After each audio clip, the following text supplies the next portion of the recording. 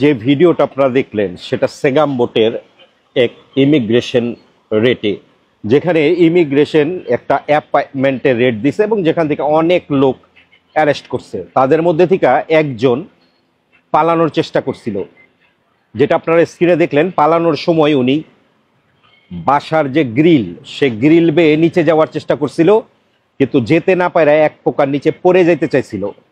পড়ে যাওয়ার অবস্থায় ইমিগ্রেশন অফিসাররা তাকে উদ্ধার করছে সেখান থেকে।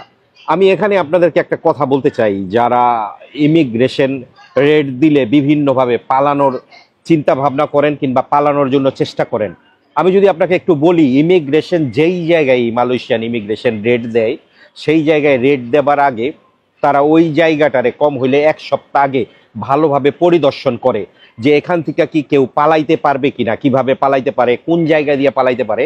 সেই সব পালানোর সবগুলি জায়গা তারা তাদের লোক মানে তাদের অফিসার দাঁড়ানো থাকে। মানে আপনি যদি পালানোর চেষ্টাও করেন, হাজারে এক থেকে দুইজন লোক পালাইতে পারে। অনেক জায়গায় তারা ইমিগ্রেশনের অভিযান দেয়, অভিযান চালানো হয়, যেই অভিযানে বিভিন্নভাবে মানুষ পালানোর চেষ্টা করে, কিন্তু পালাতে কেউই পারে না। বড় জোর আপনার জীবন যদি বেঁচে থাকে, টাকা আপনি অনেকভাবেই কামাতে পারবেন, কিংবা আপনি পৃথিবীর অন্য কোনো জায়গায় গিয়েও টাকা কামাতে পারবেন। এই যে যেই ব্যক্তি ইমিগ্রেশন রেটের জন্য পালানোর জন্য গিরিল বাইয়া নিচে নামার চেষ্টা করছে, এক সময় তিনি কান্নাকাটি করতেছে বাঁচানোর জন্য, এবং ইমিগ্রেশন গিয়া তারে টাইনা উপরে উঠাইছে। আমি আপনাদেরকে বলবো, এমন যদি পরিস্থিতি হয় যে আপনি পালাইবেন, আমি আপনাকে বলবো পালানোর আগে শতবার চিন্তা করবেন। তার জীবন যদি বেঁচে থাকে, সেই ক্ষেত্রে টাকা আপনি যে কোনো দেশে গিয়ে ইনকাম করতে পারবেন। এমন কোনো রিস্ক নেবেন না যেটা আপনার জীবনের জন্য ভয়াবহ হইয়া দাঁড়ায়।